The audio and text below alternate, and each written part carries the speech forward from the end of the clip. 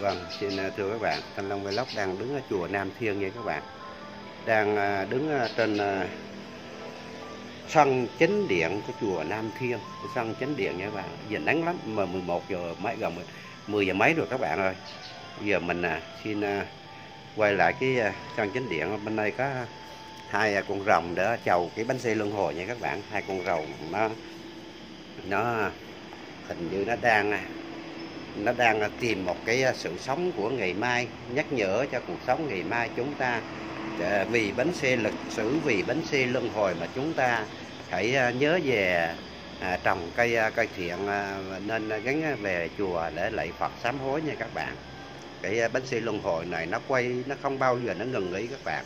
Nó quay cái vòng sinh tử của con người, nó quay cái cuộc sống con người, nó quay những cái cuộc sống nhân và gian, dân và gian và nhân và gian. Đây là bên kia là sống chuông trống bát nhã các bạn, bên đó là trống, còn qua bên đây là chuông,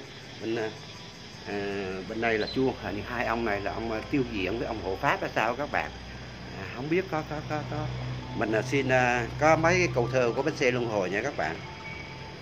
Đã điểm nhiêu vòng bánh xe ơi, sinh già bệnh chết có nghỉ ngơi, tiền tài nhân nghĩa tôn tử tiệt, cha mẹ thương đau quá đã rời, ông bà tiễn cháu nơi an nghỉ, gia đạo bồng bềnh lệ mãi rơi, đến kiếp phù vân cứ mãi rơi, luân hồi chuyển kiếp đâu cần tận, đến kiếp phù vân cứ mãi chơi, thắp nén hương lòng quỳ chân Phật, Bồ Tát hiển linh vọng đến trời.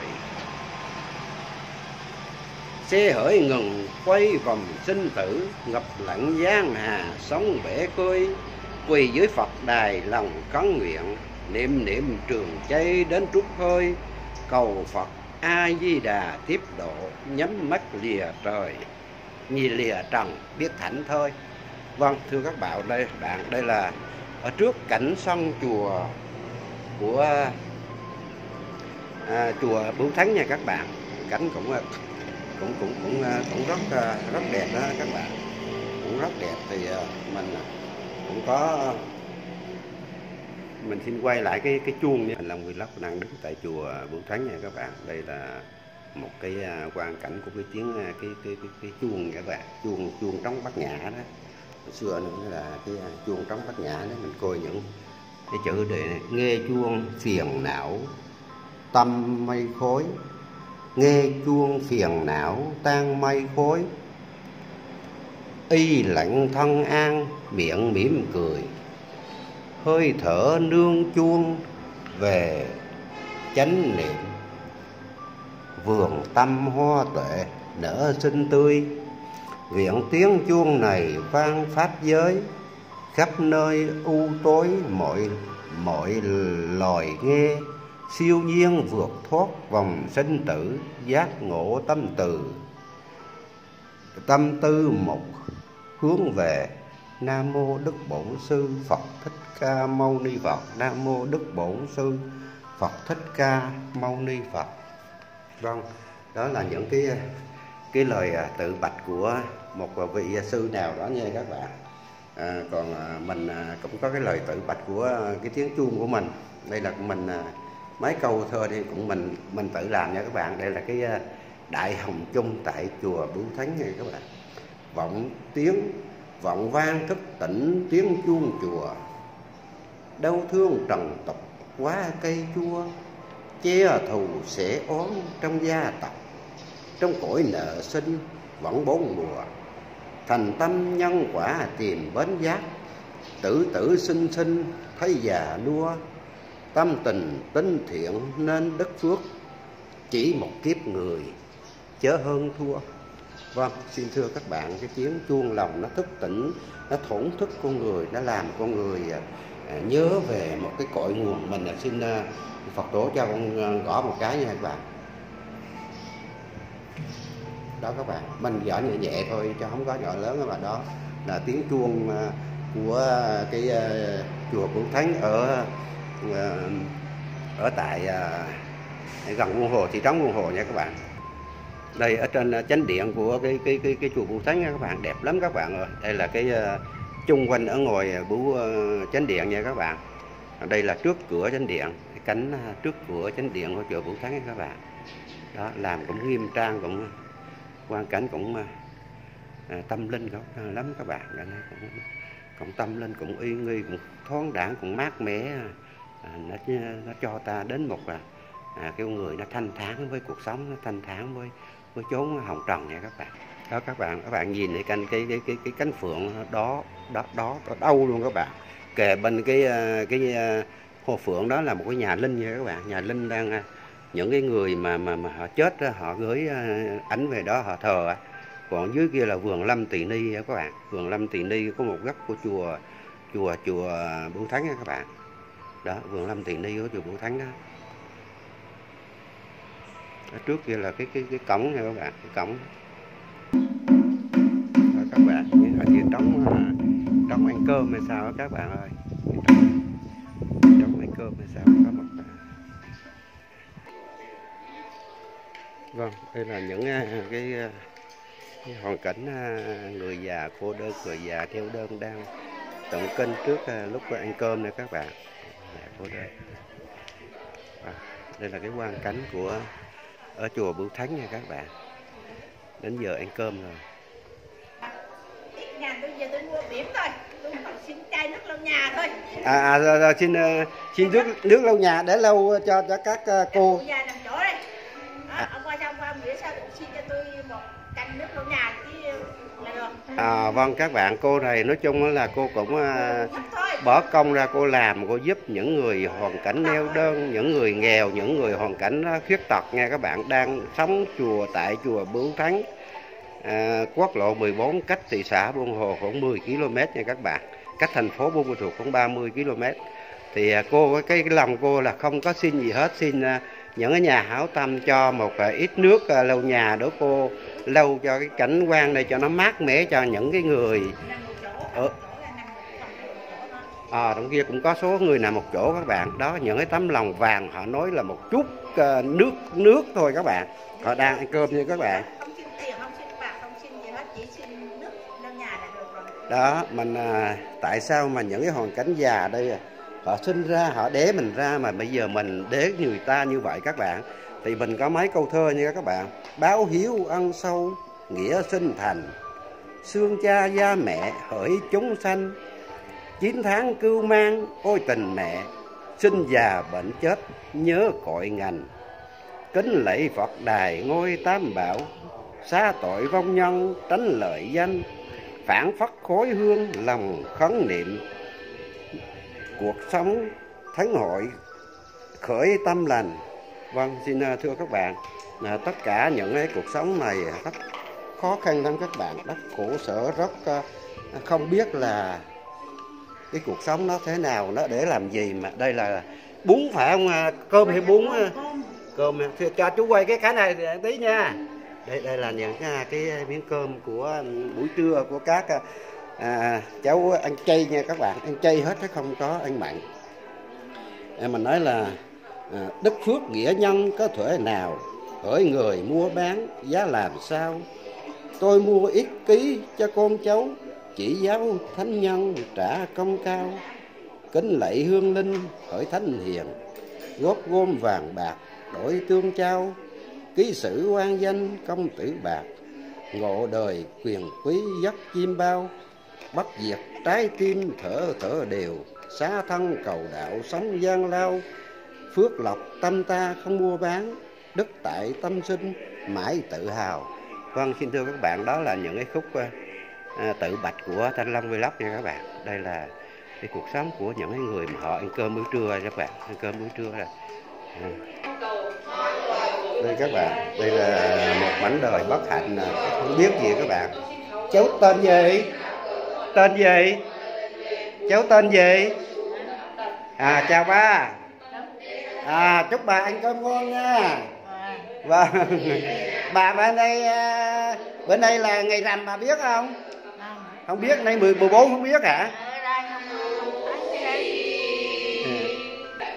Đó các bạn, đó là cái mảnh đời bất hạnh nha các bạn. Ở chùa Bửu Thánh nuôi đó các bạn. Cái chùa Bửu Thánh nuôi những cái mảnh đời đó các bạn không biết luôn.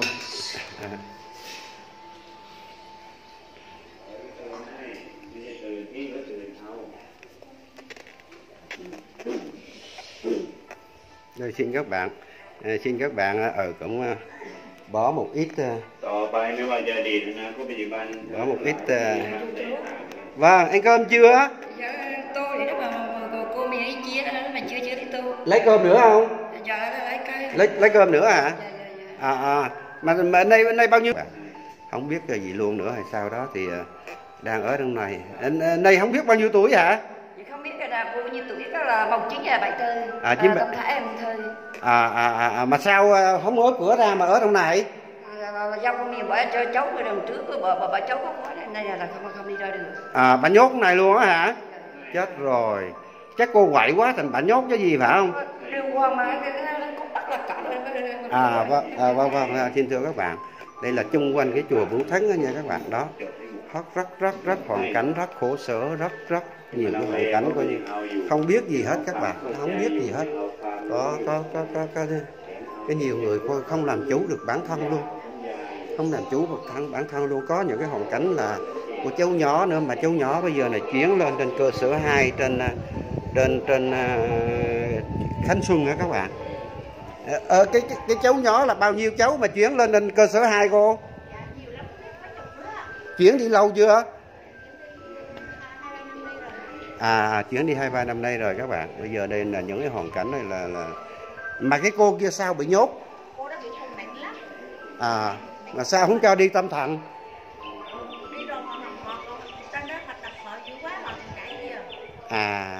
Cái cô nhốt lúc nãy đó là bị tâm thần mà đưa lên trên bệnh viện tâm thần thì cô quậy quá thành ra là họ trả về nhà không nuôi nổi, không có người quản lý cho vô chùa Bửu Thánh để vào đây thì nhờ tất cả các cô ở đây quản lý coi ngó giùm. Bây giờ nhốt trong đó rồi.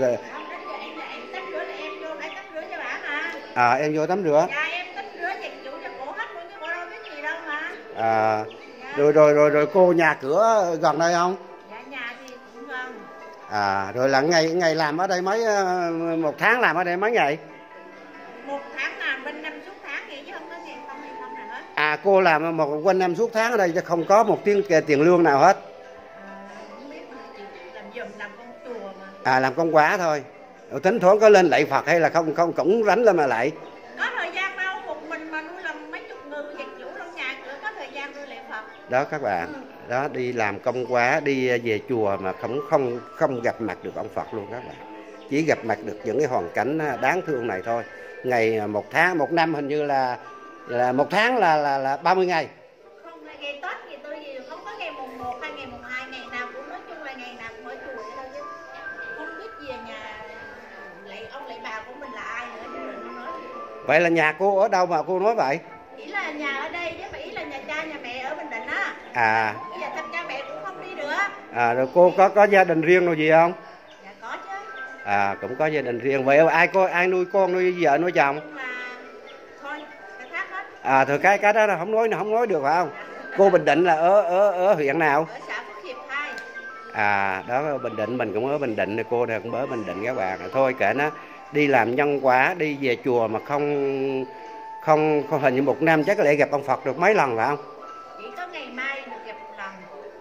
Ngày mai là ngày rằm tháng 4 đó các bạn, là được gặp một lần. Rằm tháng 7 gặp được lần, Tết gặp được một lần nữa. Một lên gặp được lần nữa rồi. Là 3 lần một năm, ở chùa là 360 ngày đi. Còn 5 ngày đau bệnh là mình không nói. Mà chỉ lạy Phật được có 3 lần lên gặp ông Phật. Lên đó lạy xong là xuống chứ cũng không có dám đứng nói chuyện với ông Phật các bạn. Đây là nói chuyện với tất cả những cái hoàn cảnh bất hạnh như thế này. Ăn đi cháu ăn đi. Ăn đi rồi ăn đi. Cháu tên gì? Điệu tên gì? Dạ con tên Tiên. Tên Tiên hả? Bao nhiêu tuổi? Con không biết.